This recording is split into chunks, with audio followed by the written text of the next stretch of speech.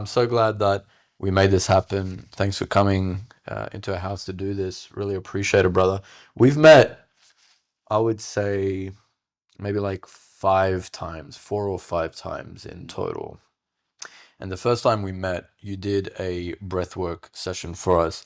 So before we dive in, I'll just do a quick introduction and you can add anything that might be more accurate or relevant. So, Ebrahim Turner, you're a hypnosis coach now, slash trainer or just coach, Yeah, guide, just hypnotist. Yeah. hypnotist. Okay. And you were doing breathwork hmm training previously, right? That's when we met. You did breath work. You did a big guided breath work for a group of people at the mastermind. And I had a very profound experience, even with my wife lying next to me. That was incredible. And then the next time we met, you were a hypnotist.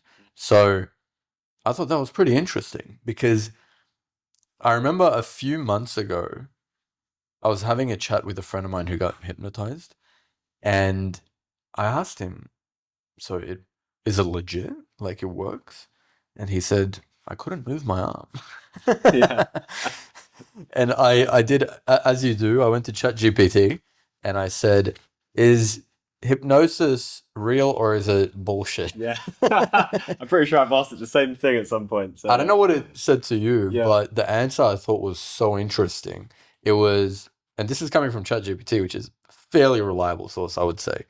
It said, hypnosis is a phenomenon that we cannot explain. Mm, It didn't say it's been debunked. yeah. It didn't say it's, what do you call it, a placebo. It didn't by the way, word placebo is something I want to talk about as well Okay. with you. I think that's interesting. It said it's something that seems to work and we simply don't know why. So why don't you tell us for the viewers, because this is the Mindset Status podcast, it's the foundation is communication and personal development, and I'm so interested in this subject that you're a master in. So why don't you tell us what actually got you to where you are now with teaching this? For sure. So going back to what you said about me being in breathwork, then almost suddenly I'm a hypnotist, right? How does that even happen? Well, I hypnotize myself to become a hypnotist. There's so many applications of hypnosis that we can use it for. I primarily focus with entrepreneur success, also with athletes, right? So it's all around being able to optimize our performance and ourselves in order to ultimately get the life that we want, right? For me, it started 11 years ago. So when I was 19 years old, it was for a Christmas present. My brother-in-law bought me a ticket to a Tony Robbins conference. I had no idea who the guy was, didn't know anything about that stuff, but he just bought me this VIP ticket. So I said, It's a nice gift. I'm a broke 19-year-old. I'll turn up. It's very Yeah, yeah. kind. I'm in London. I turn up at this big conference arena. There's 12,000 people jumping up and down. There's flashing lights. There's people dancing. And I walk in as this 19-year-old kid who's a student who just goes out drinking on the weekends. And I'm like, what have I just walked into? Is this Hell a is this? cult? Is this some kind of like evangelical church? Like Yeah. what's going on here? And I honestly like went to turn around and leave because it just felt so uncomfortable, so unfamiliar to me. So just I felt so out of place there. Also, I was one of the youngest people there. And then when he came on stage, he said, "Look, if you're here, you've turned up to this. Maybe you chose to come here. Maybe someone brought you here, and it wasn't even your choice." And I was like, "Oh, kind of me. If you're gonna be here, play full out, be open-minded, or just leave. Don't play in the middle. Don't do yourself that disservice." So it was one of those moments in life where there was the It's good kind of those advice. two different pathways. I was like, okay, I can leave or I can stay. Mm. My mind wanted me to leave and go back to what I perceived as the norm, safety, the known. But something deep down inside of me said, you should stay. And I felt the discomfort, I felt that fear, but I just stayed. And I played full out. The next thing I know, I'm one of these people jumping up and down. I'm feeling the energy. I'm going through all these different changes and transformations. I'm walking over fire on coal with bare feet and all this crazy stuff. 4 days later, I walked out a completely different person. I was more confident. I had way more, just started immediately having more success in business with women. These are all things I struggled with. I completely changed coming out of there. I had no idea what happened. I just knew that I changed and Mm. I now could start to see the progress of that. I started my first business, which was a marketing agency. I went back every year, 4 years in a row. every single time it was just more change, more change, and more change. But it wasn't until many years later that I realized I was hypnotized. You see, I never thought of it as him as a hypnotist, but I learned later that the person who trained him was a guy called Richard Bandler, who's the creator of something called NLP, neuro linguistic programming. You've probably heard of this being in the work you're in, right? Yeah. So I learned from him, Richard, who's the actual trainer of Tony, and some of You the other. learn from him? I learned from him, yeah, and some of the best hypnotists in the world. And I just started applying these principles to myself, and things just kept escalating and escalating. And then when people started seeing the changes in me, people started asking, well, what the heck did you do? And, a lot of my friends are successful entrepreneurs, 20-year-olds making 7, 8 figures, some 9 figures, but they were seeing that change and they wanted that change for themselves. So I just started helping them. And then naturally they started telling people.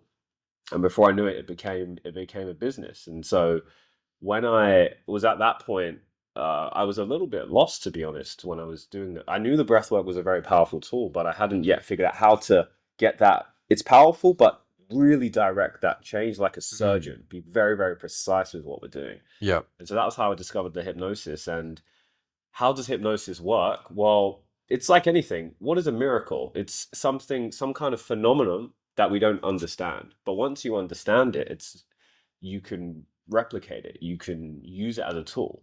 And so my mission is to educate people on how they can use that for themselves. And Do you teach people how to hypnotize themselves? so I don't right now, but it's part of the plan. Part of the plan. Part of the plan to Got do. it. Because once you learn this skill, it's kind of like once you learn communication properly, it completely affects every other area of your Yeah, life, right? absolutely. There's nothing it doesn't touch. And it's the same thing with this. It's mastering your own mind. Of course. So what is hypnosis? Well, it's basically just getting into the brainwave is called theta, which is that state. It's like when you wake up in the morning and you're awake, but you're very relaxed. Or when you're brushing your teeth or you're in the shower and you get those shower thoughts, you're driving and you go on autopilot. Or when you're a child between 0 to 8 years old and you're learning so quickly, picking up new languages, new skills. They're in theta, aka hypnosis. It's the same thing. That's why kids can learn so fast and adapt so fast. So hypnosis isn't some crazy thing that I'm doing to someone. It's just getting them back into that natural state. When you're in that state, that's the key, because now the mind can be reprogrammed. You go from the conscious mind, which is less than 1% of your mind, to the subconscious, which is the 99%. Once you're in that state, things can be changed very easily. So, for example, fears, limiting beliefs. What if I'm not good enough? What if people judge me? What if I get rejected? All of these kind of fears that hold us back, you can immediately remove within minutes. Once you remove those things and you redesign the identity, which is what I specialize in, to be the version of yourself that you want to be. Say you want to make 100 million, okay, just to take a fictitious number. How would that version of yourself show up? How would they act? Well, this isn't just a mental construct or some journaling exercise. This is literally becoming that person. And when you become that person, that's when the change happens rapidly. That's when you can quantum leap, like 10 steps forward.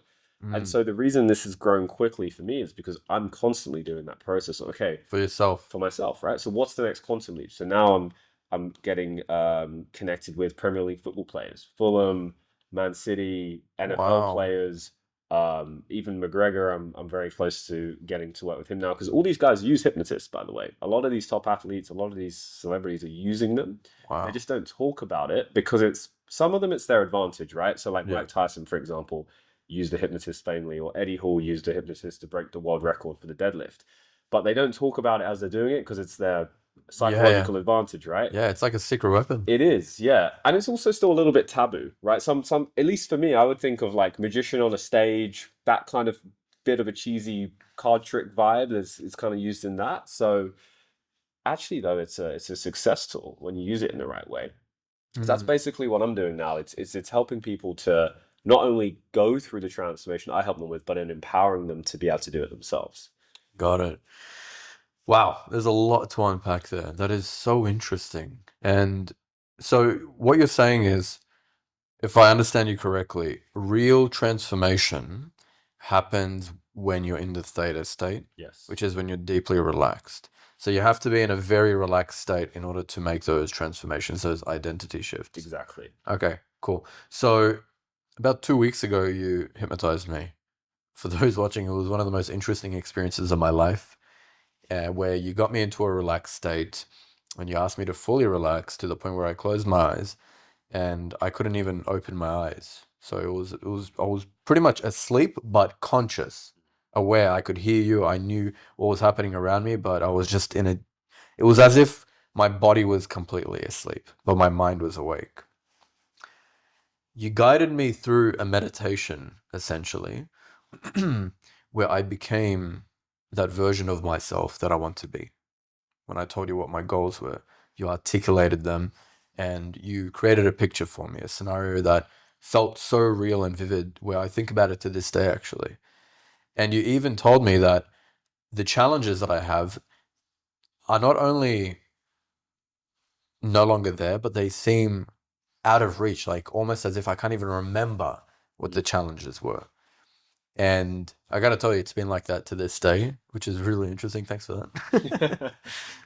But what struck me was how much that whole process reminded me of a manifestation meditation or a visualization meditation, except it felt more potent, as if, because I do the Joe Dispenza meditations daily, and I believe they're super, super powerful because you're kind of hypnotizing yourself in a way, aren't you? Totally. Yeah. That is a form of hypnosis with what Joe's doing. It's just not labeled that way, but you're Yeah, absolutely getting into theta if you do it properly, yeah, that's and right. then you're getting there. The only difference is because I love Joe. He's a pioneer. I've done all of his stuff. The only difference is for a lot of people, they struggle to actually get to that state. Yeah, And this is the key, right? You can sit there for like you're a experienced meditator, so for you it's probably a lot easier now. You've built that skill, but for a lot of people, they're so in the mind that they can't even get into that state yeah, because it's just so active, particularly with high performance people, right? yeah, So the hypnosis is basically just cutting all of that time that you would take to get there to immediately get there. yeah, That's basically the shortcut part. And then the difference is that you are then being programmed for specifically what, like very specifically what you want. So for example, with those, those old limiting beliefs, for example, when you can't even like recall them, like they're no longer there, right? They just, you just don't associate with them. So what's happening is they're irrelevant. in your subconscious mind, it's like now when you're looking at making new decisions moving forward, those aren't in the back of your mind whispering, what if this, what if that, because they're just not even there anymore. And so that's how quickly change can happen. That's the key, right? It's about changing fast because it's easier to actually change fast than it is slowly. Because if you keep going back to something and you work at it, but then you don't see the result, I mean, look, for some people they can get through that, but for a lot of people, if they don't see it, their belief Creates a bit goes. of a spiral. Exactly, and then that belief, maybe I can't do this right, maybe I'm incompetent, whatever the thing is, and it's not the person, it's just the method. That's the only difference. So Mm. the hypnosis is just a very natural, easier way to get to that state where you then can change. How do you hypnotize yourself? Bro, so there's a lot of different ways to actually hypnotize yourself. It's not just through me going sleep and then you go into that relaxed state. You can hypnotize yourself literally through self-talk if you do it the right way. You can do it through hypnotize people through storytelling. There's different ways to induce it through pattern interrupts, through shock inductions. I show some of this stuff on my Instagram sometimes. But really, what I actually do, if you're asking me, is I actually cloned myself with AI, and I listen to that every single day. So I basically have me and an AI based on everything that I know and all the As a sessions I've done voice. as a voice. Oh, Yeah. wow. So that's a new. It's called Hypno AI, and that's a new different project that we're working on. But that's what I actually do. But before I had that, I would just simply use my own, get myself into that state, and then just use the voice inside my head to do it. Interesting. Okay. We'll put all your links and details under the podcast so people can reach out to you for sessions. However, let's say a lot of people in my audience, for example, what they want to do is develop what I call an executive presence, Yes. which is be the strongest, most confident version of themselves in their professions or in their businesses as well. So, what would a summary look like of a self-hypnosis for somebody like that? Well, let's talk about what that even is first, right? So, executive presence, I love that terminology that you've created, right? Really, what's beneath that is the confidence, right? Mm, Confidence is that central thread to everything because mm, when you're confident, you have self belief. that you can do anything. When you walk into a room, you immediately command attention, not in a, you know, look at me way, Not but in an you arrogant you way. just naturally do. It's confidence is not based on, it's not based on competence. Actually, it can be, but It actually can be. it comes internally. Yep. And so the question is, you know, and maybe if you're listening to this, you can answer this question. I'll ask you, how confident do you feel in yourself? Say that you can achieve your goals, 1 to 10, right? Now, for somebody answering this, they'll probably, I mean, what would you say, for example? Extremely. Beautiful, beautiful.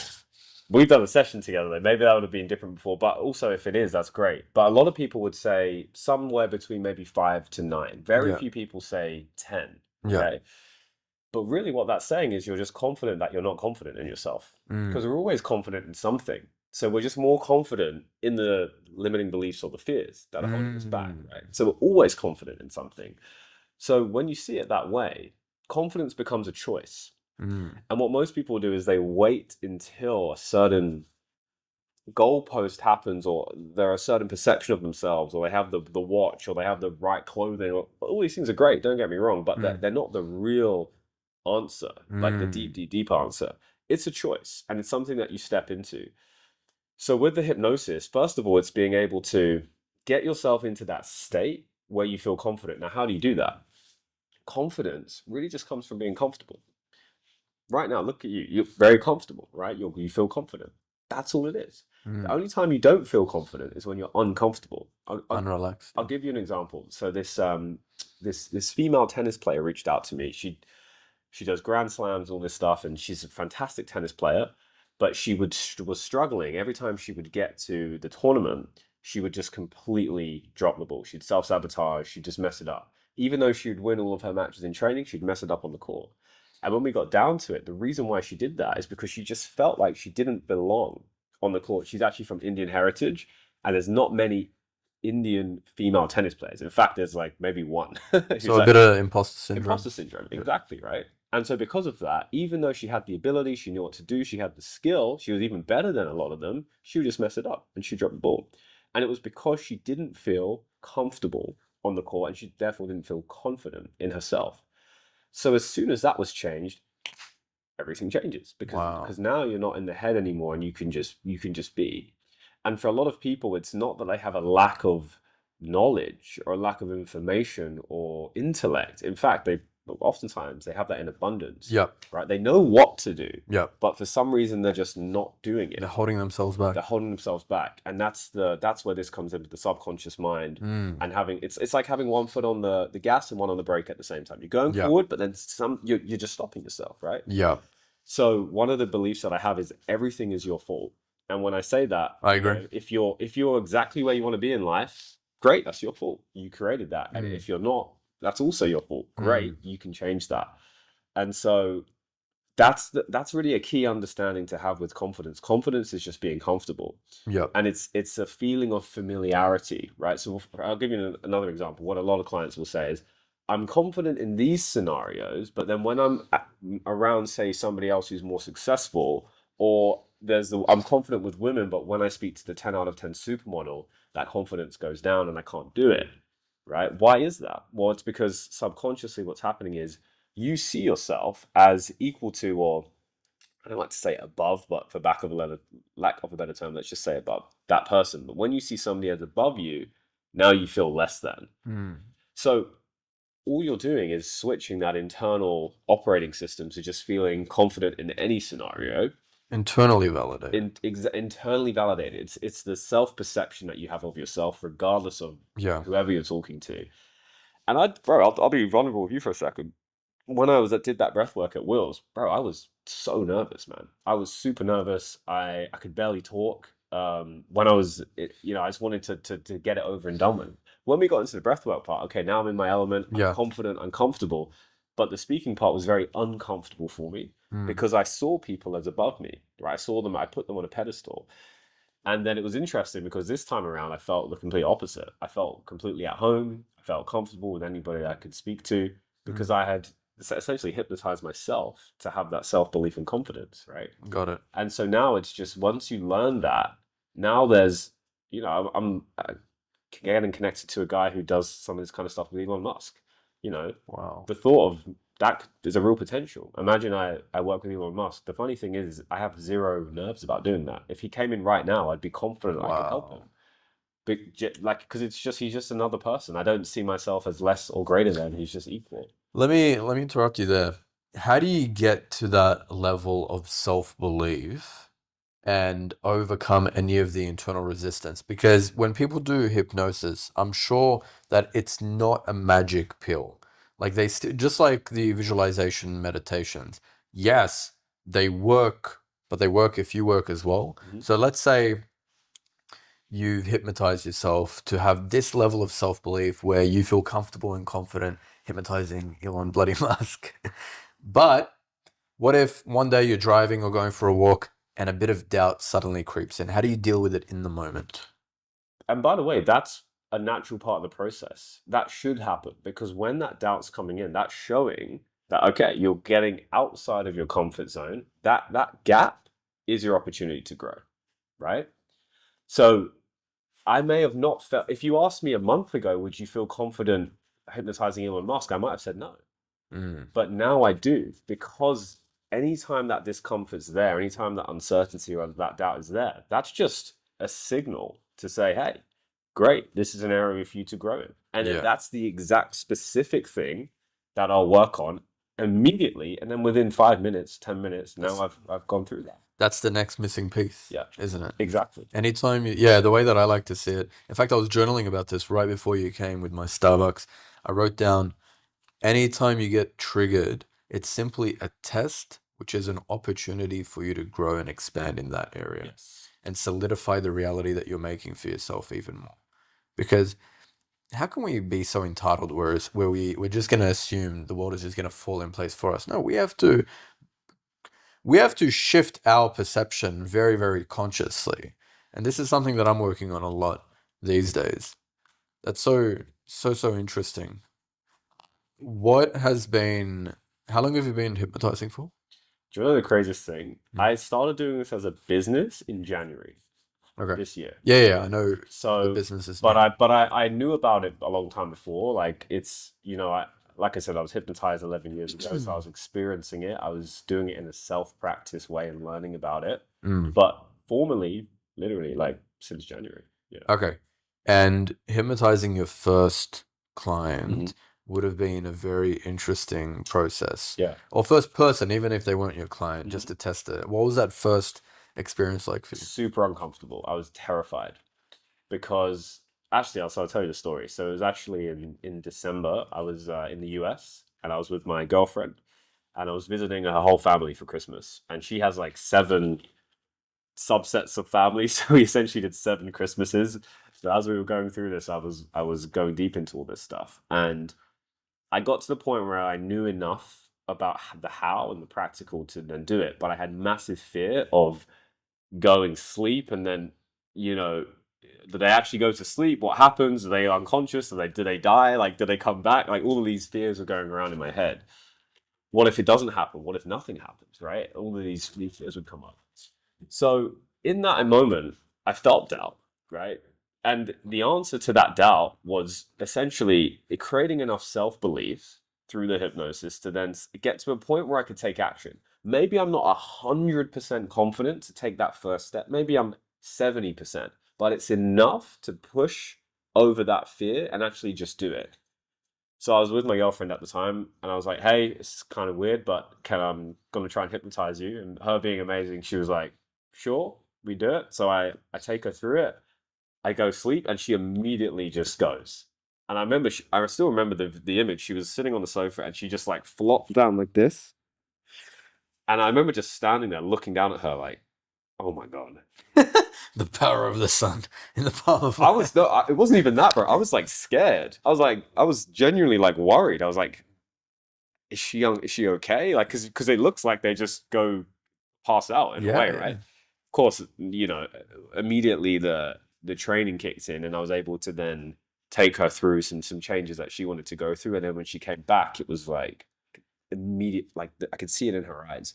She'd completely changed. Her level of self belief, confidence, everything was skyrocketing, and that immediately gave me enough to say, okay, this is real. It was my self belief that I needed. Mm. And then I started, that was when I started then helping other entrepreneurs, friends at first. I just started helping people because I just wanted to just bring this to people, right? And I Yeah. just started doing it and doing it and doing it. And then what happened is they started getting changes as well. People who I would have previously perceived as like above me, maybe they make more money or they're more successful, whatever it is. I realized that, oh, wait, everyone actually needs this because everybody has their own internal battles, their own Limiting struggles. beliefs. Yeah. Everybody has a goal they want to get to, no matter where they're at. Elon Musk has goals. Maybe he wants to go and conquer another planet, right? Like maybe it's Saturn Yeah. next, right? Yeah. Maybe Mars is enough. So we all have that no matter who we are. And so once you kind of understand how that works, and we all have these desires, we all have these things holding us back, it just becomes a formula that you can take anybody through, and no matter who you are or where you are. So that was kind of how it started for me. And then basically through just constantly hypnotizing myself, it just became, okay, well, what's the next leap I can take? What's the most impact I can take? And now it's just more about decide, like it's now not a lack of opportunity, it's more like what's the right thing to pick right now to go into. Got it. I gotta tell you, when I saw that you became a hypnosis, it just made so much sense to me. It felt, it's like, of course, Ibrahim is a hypnotist. It just felt so natural and aligned. I gotta tell you that. That's what you just said is exactly it. When you are that confident version of yourself, when you're that version of yourself that you want to body, it feels natural. It just feels normal. It's like it literally, what you just said is it. Of course. Mm, Like of course this is it. It just makes complete sense, right? yeah, That's the feeling. That's the version of yourself that goes and actually makes the thing happen. That has the business success, that has that executive presence, whatever it is. It's just like so normal yep. that it's not this like when I say confidence, sometimes people think like puffing your chest off and walking this way. It's like, yeah, sure, body language, those things are all very important, but it just feels normal. Right. It's just who you are. Take Elon. Elon Musk's a good example because he's naturally an introvert, not a public speaker. Yet, would you say the guy is confident? I mean, yeah, you would, right? Even though he doesn't have this like crazy Andrew Tate like mentality, it's not about that. It's an again, it's that internal thing. You just feel comfortable where you are. It's natural, like you just said, perfectly. That's the state. It's just Mm, yeah, I feel good. yeah. I'd like to, if you don't mind, I want to share with you my own experiences of, I guess I could call it self-hypnosis and Yeah, meditation manifestation because I have little notebooks like this all over my bookshelf in my office. And sometimes I go back to 6, 12, 18, 24 months ago and I look at the goals that I had written down that I would visualize on. And very often, I would say like 90% of the time, they come true. Or that 10% that didn't come true, it came true in a different way that I didn't expect, which was better than what I wanted anyway. And the way that I did that was through my introduction to The Pioneer of Joe Dispenza.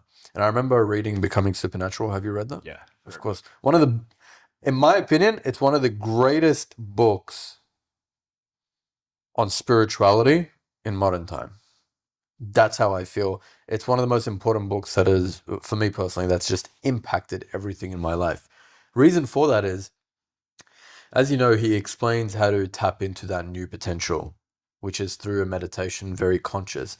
He gets you into the meditation itself is about 55 minutes, so it's a long one. And he spends the first 30 minutes getting you into that theta state. So there have been moments where even before I get to the visualization, I'm having a profound experience just in the theta state. In fact, I noticed that with you. I can't remember if I don't think I told you this, but when we were talking and you were asking me questions before my hypnosis, I felt myself getting into that state just from your presence. And that's how I knew, well, it confirmed that you know your stuff because I felt relaxed. I felt at peace. I felt safe. And you have that effect on people. So big kudos to you, brother. It's truly a gift. And I'm glad that you're sharing that gift with the world, honestly. That's what I would get into in my meditations with Joe Dispenza. And then I would imagine myself, for example, this was in 2021, I would imagine myself living my dream, which at the time was moving to Europe, Copenhagen, having a cozy European apartment, working online with clients, and just doing my thing in Europe. And that was, to say it was a dream would be an understatement. To me, it was just so out of the ordinary for what I had experienced, especially working full time, paying for myself in an expensive city like that. I couldn't have imagined that years ago. But it became such a reality in my mind where it felt like it was more real than what I saw when I opened my eyes. Then it was, of course, I've achieved that. You know, in the Quran, I'm a Muslim, and in the Quran, I'm paraphrasing here, but there's a quote that says, be grateful and Allah will give you more, which means feel what it is that you want. Imagine you already have what you're asking for, and God will give you that. That's the exact same concept that they talk about in hypnosis, in meditation, in visualization. Imagine you already, not only imagine, feel what it felt like. And this is what I did. I felt what it felt like to be living in a beautiful apartment in Europe. I felt what it felt like to be living in Dubai as well, in this beautiful house. Before I came here, I felt what it felt like. I felt what it felt like for my. Here's an interesting one, how in that illustrates how your goals may manifest in an unexpected way. I would sit down and visualize my YouTube blowing up, having about 20,000 subscribers. Didn't happen, didn't happen. I kept feeling it, kept feeling it. My Instagram blew up to 300,000 followers. That completely changed my business. But when it happened, I didn't get excited and giddy because, of course, it was going to happen. Like, this is just a reality now.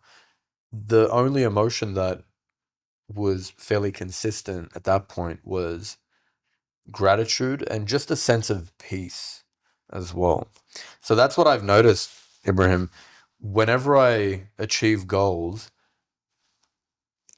I've never had a moment or a situation where I haven't felt myself achieving the goal before actually achieving the goal. If I don't feel that it's going to happen, it's simply not going to happen. I want to also add to what you just said about gratitude, because that is one of the keys when it comes to manifestation, to go a little bit deeper into that. And I'm sure Joe talks about this as well. If I give you a gift, what do you say? Thank you. What is that? That is a state of receiving. Mm, So by being in that state, what are you signaling out to the universe, to God, whatever your beliefs are? You're saying, thank you for receiving, I'm right? receiving. Exactly. And so embodying that state gets you ready to receive. Or let's say I give you a gift and you're just like, oh, whatever, I don't care about it, right?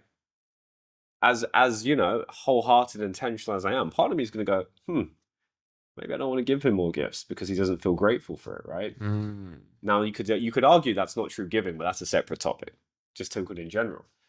So when you're not grateful, you're blocking abundance, because gratitude is the same frequency as abundance. They vibe on a spiritual level. They vibrate at a very similar frequency, right? interesting.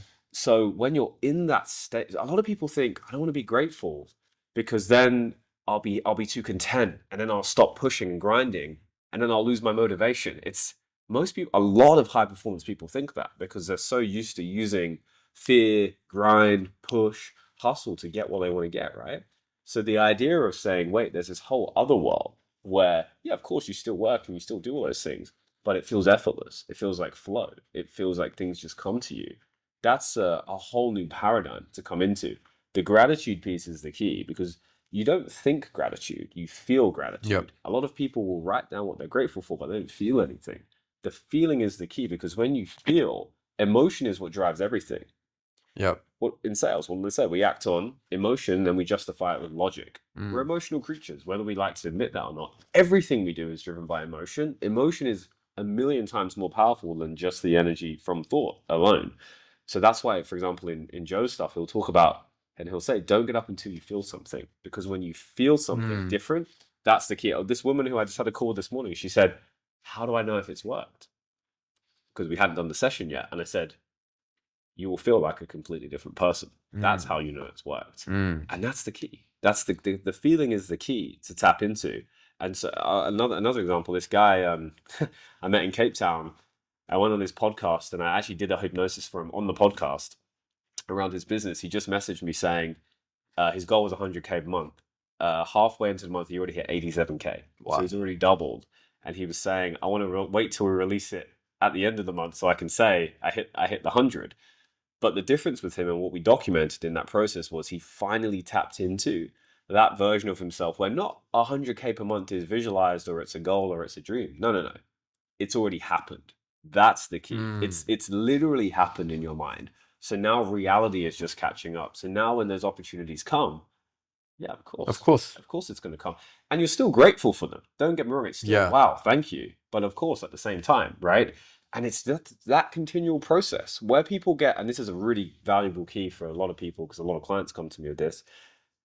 The place where people get stuck is when they just stop doing this stuff that got them there in the first place. Because I'm guilty of that. your reality, and me too in the Mm. past, but your reality now matches what you were visualizing. So Mm. if you think about it just logically, all you have to do is just redo that process to upgrade your internal state, your identity, who you are, and reality will catch up again. And the more you do that process consistently, faster with more intention, just the quicker and easier things move. Mm. That's really the key to it. Let me ask you a question about that. So, one roadblock that I've personally experienced is I have my list of things that I want to visualize, list of goals, for example. Actually, I'll give you a really good example. Last November, I bought this Rolex. And the reason I bought the Rolex was because I told myself once I hit a milestone within a month, a certain figure in 1 month, that is the only time I'm going to buy the Rolex because that was a fairly big figure for me at the time. And that was really driving me because during my meditations, sure, I had other goals as well, like seeing my family paying. I had different goals of giving things that I wanted to share with the money that I was making. But the Rolex was one that really fired me up because I grew up poor, to be honest. I grew up as an immigrant and I'm so grateful for that because it got me to where I am today. So this was just such a big symbol and it fired me up during the meditations and after the meditations. I would walk around feeling what it felt like to wear the Rolex.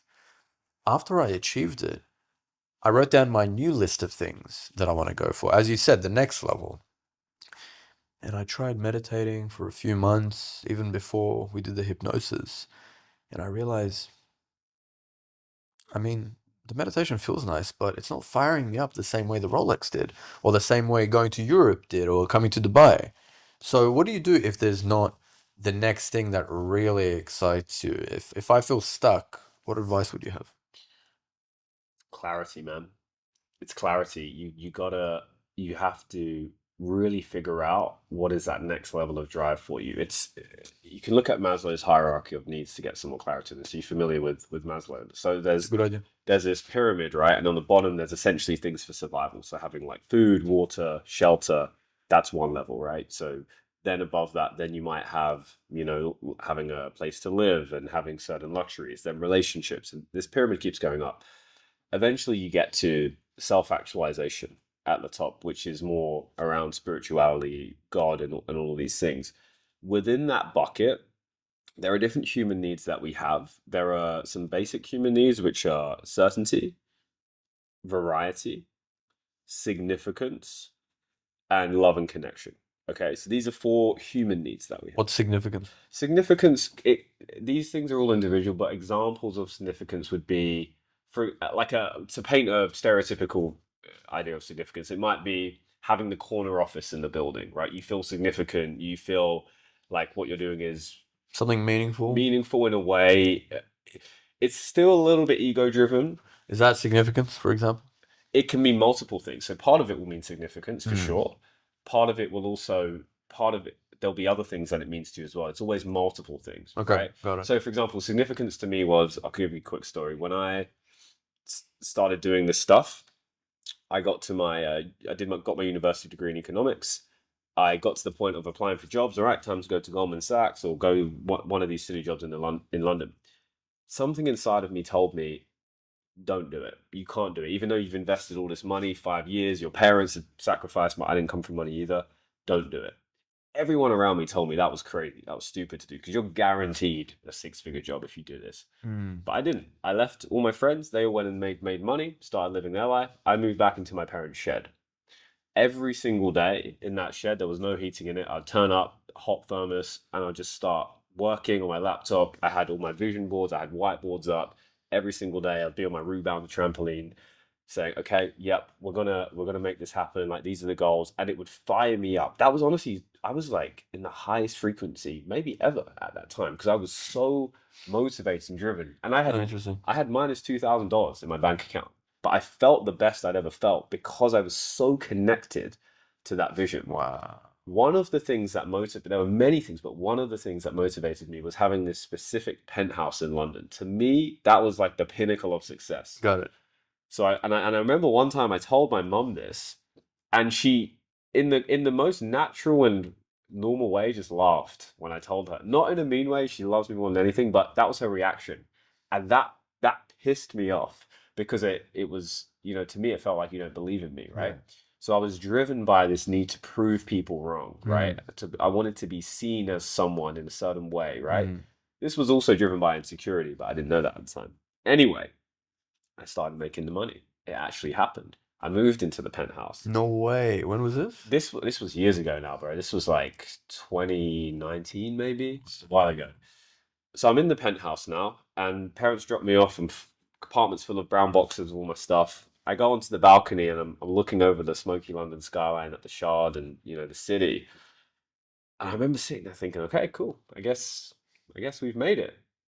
But internally, I felt this emptiness. I felt alone. I felt this kind of like pit in my stomach because I didn't feel like I thought I would feel.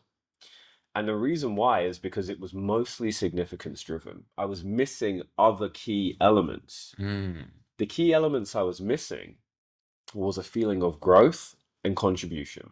These are the other, and Tony Robbins talks about this. These are the two needs of the soul: growth and contribution.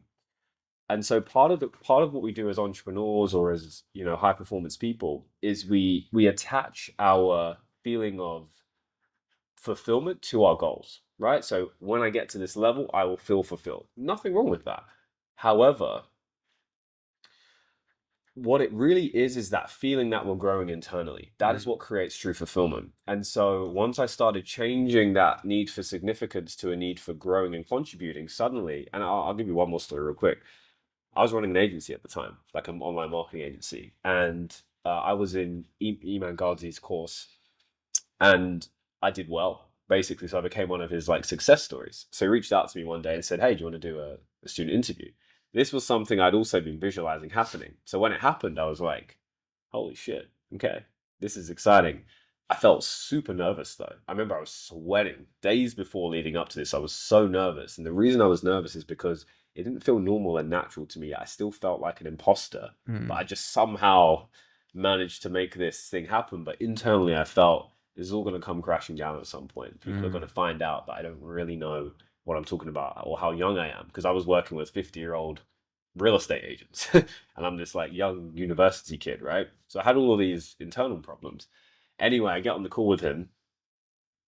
It goes really well. I now get this little I get loads of people reaching out to me, and I actually didn't like it. I told them to take my name out of all the titles and links out and everything. So I didn't want it because I felt so not confident. I felt so out of place. And the day after that, I remember I was sitting I had my perfect desk set up. I had my Herman Miller chair. I had my everything like I wanted, right? And I just felt like if I wasn't here tomorrow, would anyone really care? Would it really matter? Okay, my family will be upset. My friends will be upset, of course. But would it really matter? And the honest answer was not really. And that was a sobering moment because I realized that I'm not actually living a life that is contributing to others in a meaningful way, or at least what I perceived as a meaningful way. And that changed everything, that moment, because I stopped focusing on myself and what I want. Of course, those things are still important, but I started focusing on how I can serve other people. And as soon as I switched from significance to contribution, everything changed because I truly started saying, how can I serve people? And guess what? That feeling of serving people, that fulfillment is 10 times more than I got from being in Wow. the penthouse or having the fancy watch or from like buying the table at the club. That was the kind of stuff I was doing back then. So long way of getting to that point, but that's really the shift. That is so helpful, actually. because come to think of it, that was one of the biggest driving factors for me in the earlier stages. And I want to continue talking about growth and giving and contributing, but we're just going to take a very short break and we'll be back. I'm an executive communication coach, and some people think that I teach communication techniques in my program, which we do, but it's honestly maybe 20% of the work we do, which surprises a lot of people. 80%, can you guess what it is? Probably more similar to the inner work, I would guess, in the minds. Absolutely. Yeah. It's the mindset and the inner work. Yeah. For example, if somebody asks me in our Diamond Eye calls, Shako, how do I deal with disrespect? My question to them is, why do you think you're getting disrespected in the first place? How are you showing up? How are you feeling that's allowing people to feel comfortable disrespecting you in the first place? So it's very true, and that's what I really appreciate about your work, man. And I would strongly encourage anybody who's feeling stuck in any area of their lives to reach out to you, Ibrahim, because when we did our session, that was right after a business mastermind that I attended, which was super valuable. You know, big shout out to William Brown as well. I've learned a lot from him. However, you get to a certain stage where more information is actually completely irrelevant. What needs to happen is an internal change, an internal shift. Because if you don't change your internal state, that same list of beliefs, limiting beliefs, are just going to keep either driving the wrong action or preventing the necessary action. And I noticed after our hypnosis session that things, and this is so key, things felt easy. I noticed when I hit my milestone month, for example, it was so simple, so easy. That's why they call it the law of attraction, right? Because you're not chasing it. It's not the law of chasing your goals. It's the law of attracting your goals, your ideal situation into your life.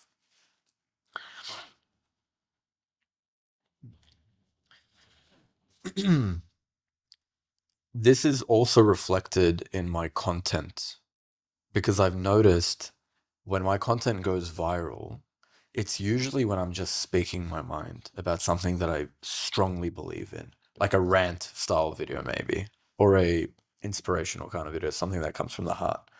When I've tried scripting my Instagram reels or making it very targeted to the audience and this and that, sure, it might look polished, but it doesn't perform as well. And it doesn't get the same reaction and engagement in the comments as the more polarizing, authentic videos.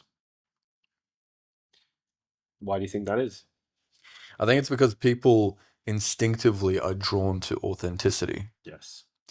And have you noticed, this is a little bit off topic, but it just came to mind. Have you noticed as you grew, and maybe as your clients grow as well, that there are certain things that they either consciously need to shed, relationships, habits, environments, or maybe they organically shed as well? Because I notice as I went through my growth journey and as I continue to do so, I form certain relationships and connections that are just so aligned with where I'm at right now. I feel like you're one of the guys genuinely at this point in my life, even though we've only had a couple of proper conversations, maybe one proper conversation, which was the hypnosis session and this.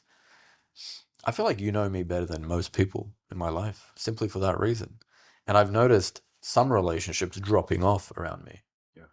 What's your experience been like with that personally? It's organic. When you were asking before, is it a conscious thing you have to cut people out or change things, or is it organic? It's organic. The reason why is because it's natural, right? Because as you are changing and evolving, not only will you resonate with certain things less, you will resonate with certain things more. So, for example, with me, you probably noticed we've never had a shallow conversation, right? Or a surface level conversation. I just physically can't do that. Like, don't get me wrong, I can speak to my Uber driver or whoever, and we can get on well. Yeah. But to me, it's so far out of my reality of why would we only go to a certain level that's not leading anywhere when we can have this opportunity to literally to this right now can literally be an opportunity to walk out of the door today a completely different person.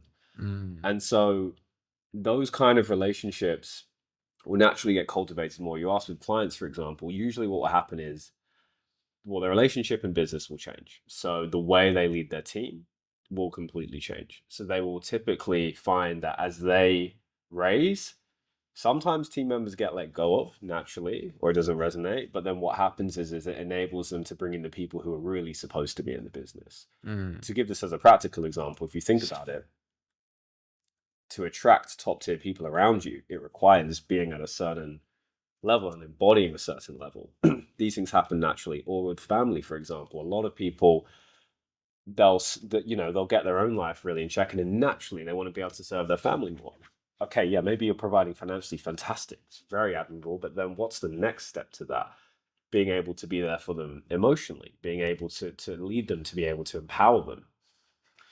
And what happens is these things don't actually, you don't need a strategy to do these things, right? They happen organically because as you change, they will be drawn to you. I'll give you the example with me. So when I started going on this journey, naturally the first thing I wanted to do was help everyone who I cared about, who I know I could help, with my family, the immediate people around me. With the hypnosis journey, you mean? Hypnosis, the mindset stuff, the awake, All of it. Yeah, yeah, everything, all yeah. the whole thing.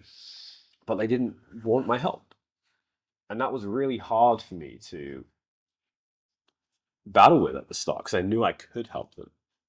But what I learned is you can't force help on someone. They have to want it.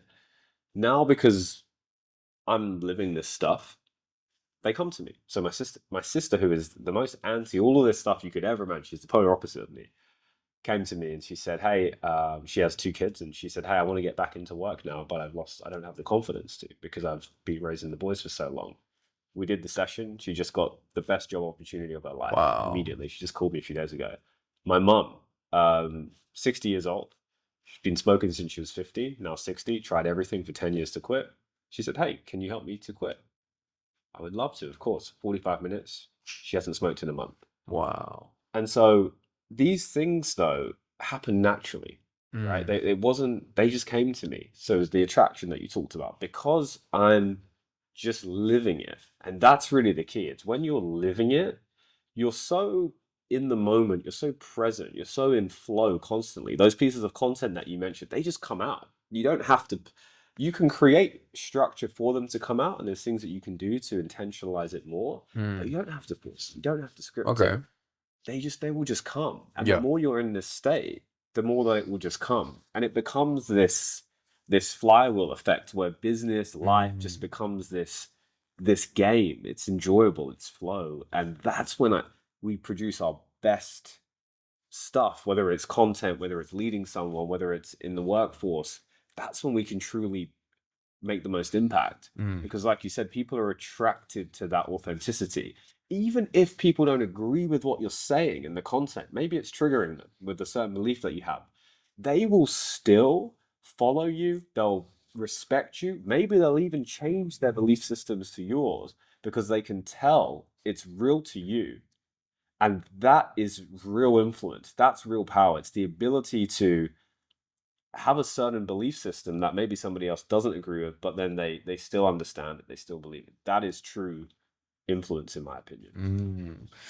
Yeah. Once you get into that flow state or that upward spiral, it acts as a flywheel. It just keeps feeding into itself and it does feel effortless.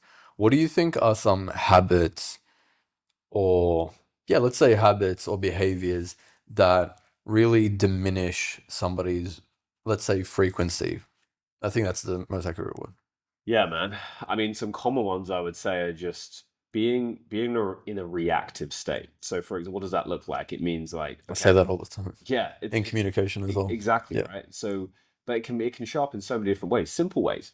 Going and just checking email, phone, all these things coming at you, right? There's so Mm. many things that you could react to that are trying to pull your attention constantly. Hmm. So a habit is just simply to prioritize self first before going into those things, and turning what is reactive to intentional by, okay, now I'm going to go into a coaching call. Now I'm going to go into content mode, and selecting the mode that you're going to be in, because there's speaker Shako, there's content creator Shako, there's husband Shako, there's all these different versions of yourself. And by being able to essentially intentionally choose which version do you walk into, which version do you show up as, that's probably one of the most powerful habits you can do. So I can't remember if we did it in our session or not, but did we talk about anchors at all? No. Anchors? Okay. So an anchor is basically a tool you can use to embody a certain version of yourself. So I'll give you an example, one I did with Can you do one with me yeah, right we, now? we can do one. So Yep. essentially it would be, you're essentially assigning some kind of something physical to a certain state. So let's say you hold your hand out like this, okay? Now, if you just close your eyes and you imagine the reality that you really desire, okay? And whatever that thing is that really fires you up, whether it's a certain business goal, whether it's being in Europe, something in your life that when you tune into that, you feel something inside of you. Take a deep breath into that. And as you feel it, I just want you to squeeze your hand together, okay? And now squeeze it harder. And the harder that you squeeze it, the more that you will feel the emotion connected to the thing that you are visualizing, okay? Squeeze it, squeeze it, squeeze it, squeeze it, visualize it, and now let it go. Release it, relax, completely relax, let it go. Just let it float away, okay? And now, as you've let it go, I want you to reconnect to it back again. Bring that image right in front of your eyes so you can see it in crystal clear HD clarity, like it's happening, like you're there, like it's already happened. Feel that smile that just wants to come on your face, and now make that fist again. Squeeze, squeeze, squeeze, squeeze, squeeze. The more you squeeze it, the more you feel it, the more real it becomes. It's happening right now. It's already done. It's already done. And let go. When you're ready, you can open your eyes. How does that feel? Interesting how quick it happens. Yeah. What sorcery is this? I'm telling you guys, like, it's there. And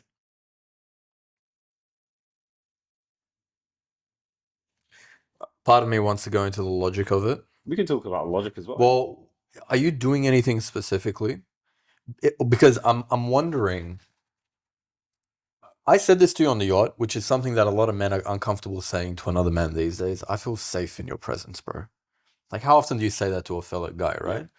So I said that to you. It's a very vulnerable thing to say, and I don't know if that plays a role in it. I think it does For sure. because I trust you, but also it feels like you have so much certainty in the process where I have no choice but to believe it Yeah. as well. That, Like right now, that did something. yeah. So part of, for sure, feeling safe with me, but that's really feeling safe in yourself, right? So that's what it really is internally. The certainty is a big part of it as well. It really, really matters, because the certainty creates trust. It's like in your relationship with your wife. When you're certain about what's going to happen and you can direct what's going to happen confidently, she naturally is able to follow you, right? She can just relax Yeah, and let it happen. It's that same kind of process. It's that we all have a masculine and feminine inside of us.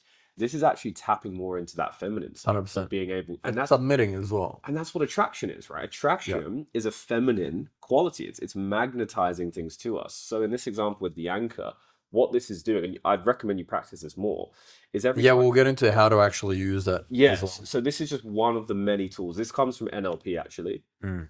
And it's basically a tool to be able to embody a state. So, for example, Tony Robbins, what he'll do is before he goes on stage, he'll like hit his chest and he'll spin around, and then he'll go onto the stage. That's his anchor to say it's Tony Robbins time. That's who he is now. I'm going into that version of myself, right? It's a real part of you. It's just tapping into a part of you that you want. And we actually will do this unconsciously as well.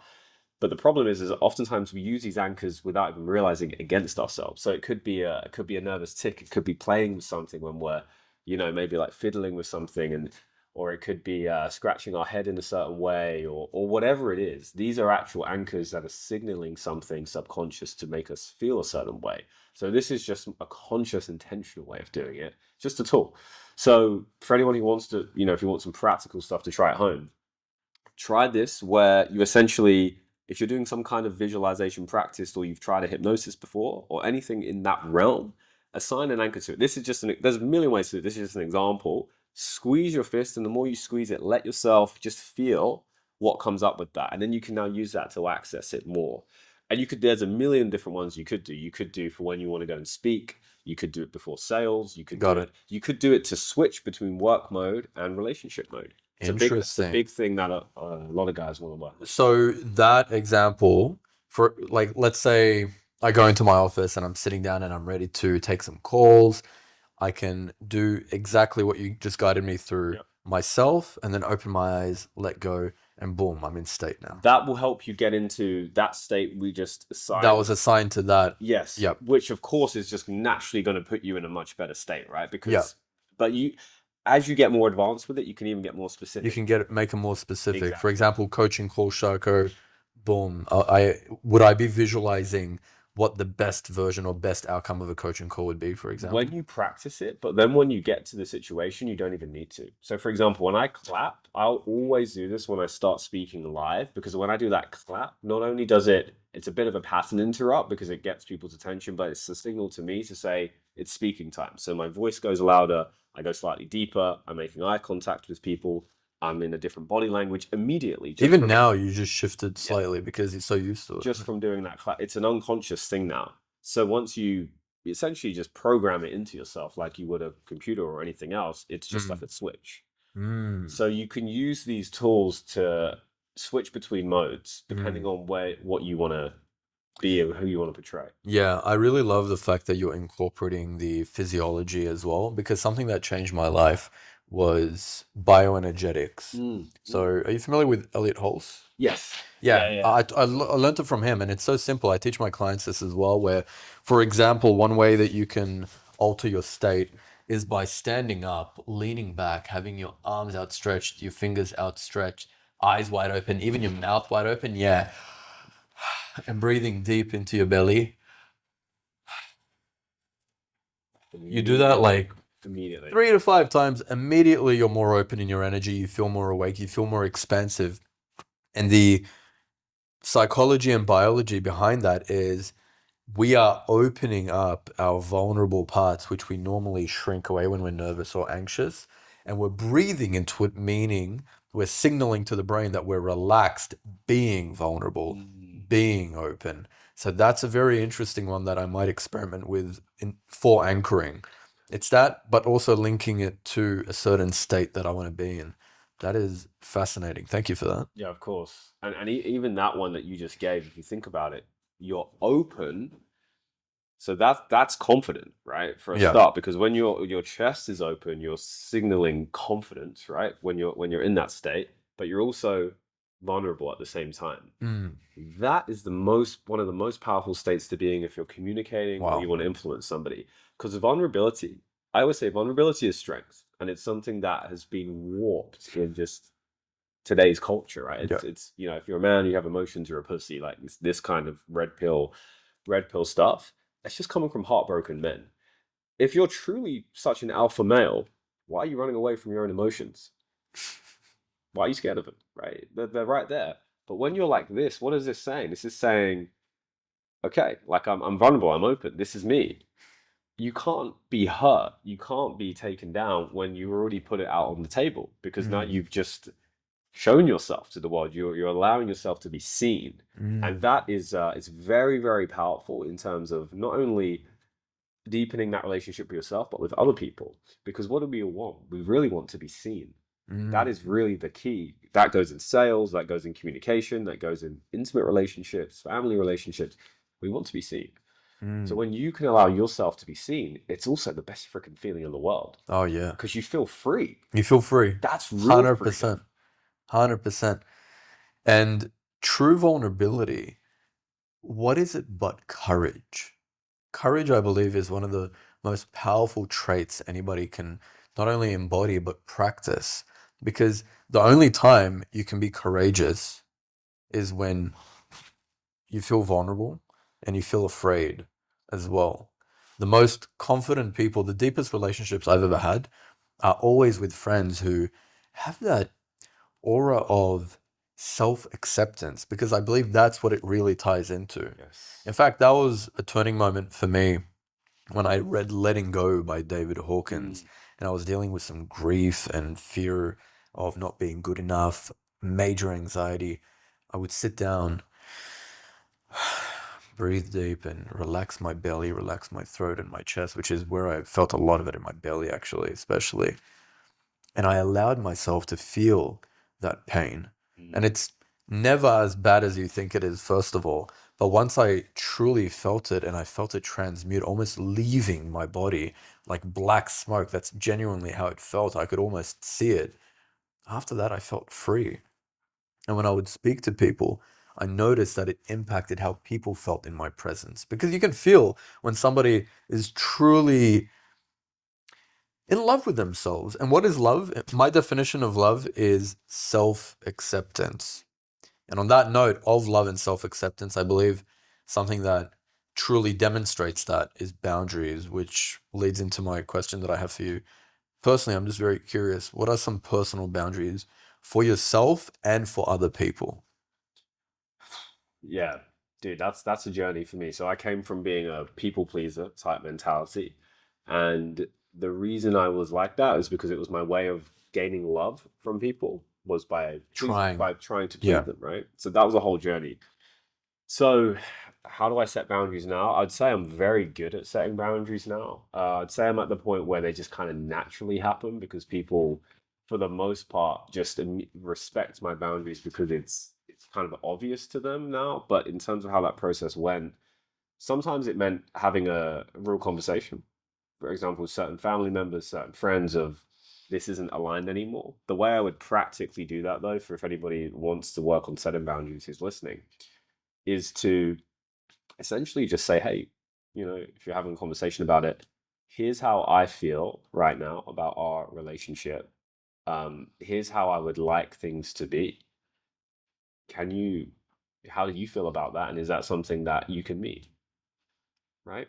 And it's a yes or no question, essentially, that you're giving them an opportunity to say, yes, I understand that and I accept your boundary, or no. And you're also giving them the opportunity to freely walk away.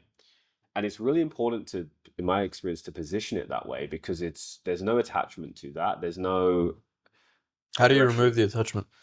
I think that's the tricky part. Yeah, again, it comes back to self, right? Self-acceptance, self-love, being willing for that person to not be in your life.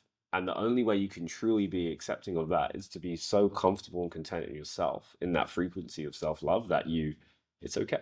It's okay if they're not there. And it's also understanding that everything is temporary in this human existence, at least. Even love that you experience from other people in life, it's temporary. You'll either be apart at some point or you'll die if you're together forever. So it's always temporary, right? Yeah. So that's part of it. Mm. Did you want to say? Did you want to Yeah, jump I in there? wanted Yeah, to jump in. ask because I know for a lot of people, they don't have that level of confidence and self-acceptance that you have when you can express a boundary and say, can you accept that? Yes or no? Mm. Because that kind of sounds like an ultimatum. I mean, essentially, it is an Yeah. ultimatum. What if somebody is still working on their confidence and they feel scared to do that because they're afraid of losing a relationship or really hurting the other person as well? Dude, so the first person I had this with when I started doing this was probably 5 years ago when I started really putting in boundaries was with my mum. Mm, So this was probably the most difficult person because I love my mom more than anyone of in my course. life. This is probably the most difficult person to put this boundary. I was in tears as I was having this conversation with her. But you know what was interesting? It brought us closer together than ever before because I was able to be authentic and I was vulnerable. And this is the key. When I say this, it's not can you meet this yes or no? No, it's very much from a place of hey, here's how I'm truly feeling. Mm. Here's where this is hurting me right now. Here's why I'm scared to even say this to you right now because I am scared of losing you or I am scared of that losing that love or this relationship changing. But this is also what I need for myself because I'm out of alignment right now with how this relationship's going. And it's having that vulnerability first. Mm. That is what, because you can't argue with how you feel. Nobody can argue with the way that you feel. It's the way that you feel, right? It's your emotion. And so, in my experience, by the way, I've never had something not go beautifully in this when I've had this conversation. Whether it's brought us closer together or we have said, okay, yeah, maybe it's not all I'm right now. And that's also, it's like a relief either way. Mm. So I understand the fear to it.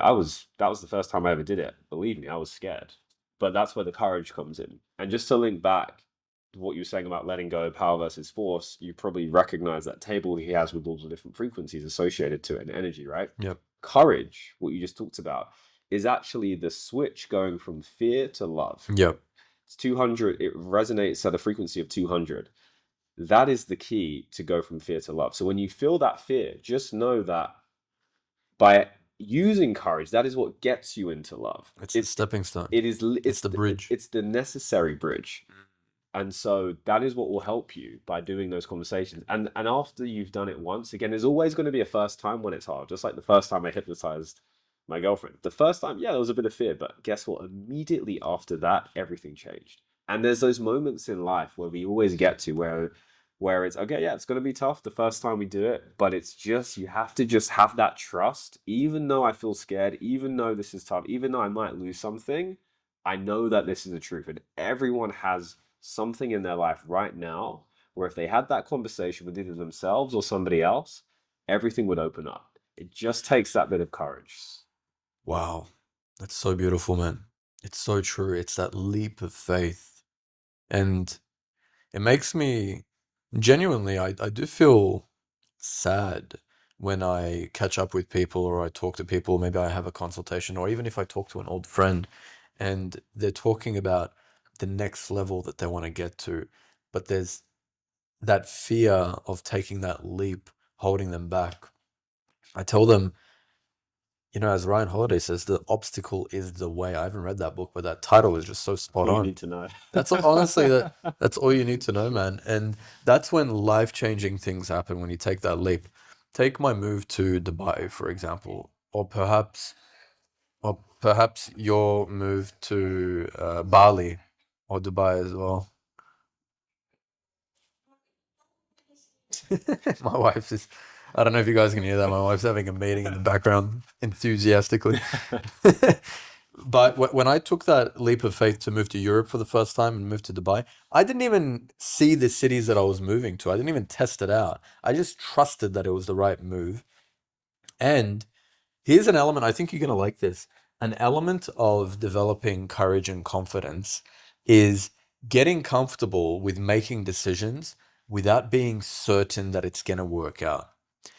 Get comfortable and develop the confidence that even if you make the wrong decision, you'll fix it. You'll work it out. Even if you make the right decision, fantastic.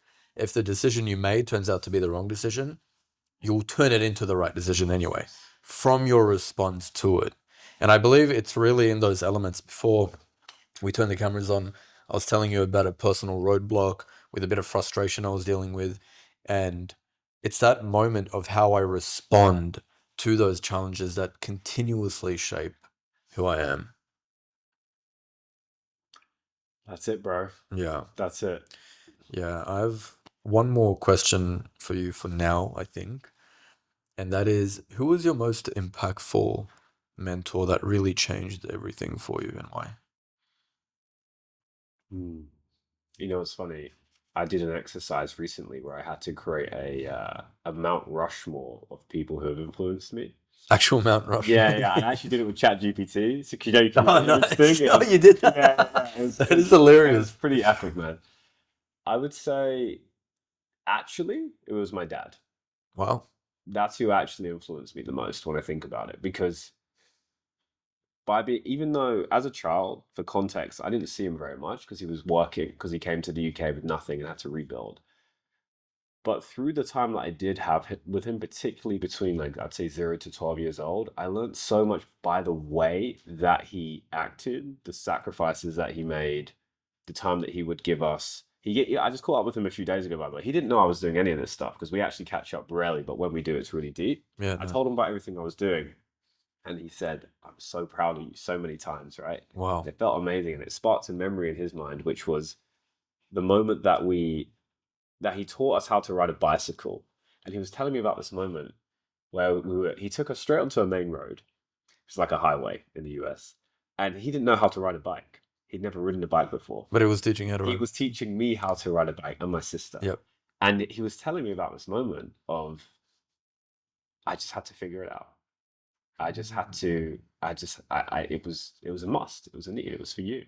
So I figured it out. Mm. And it was those kind of things that unconsciously, on the deepest psychological level, impacted me. Because my dad has one of the best hearts, sometimes to his own demise, many times that I've ever met.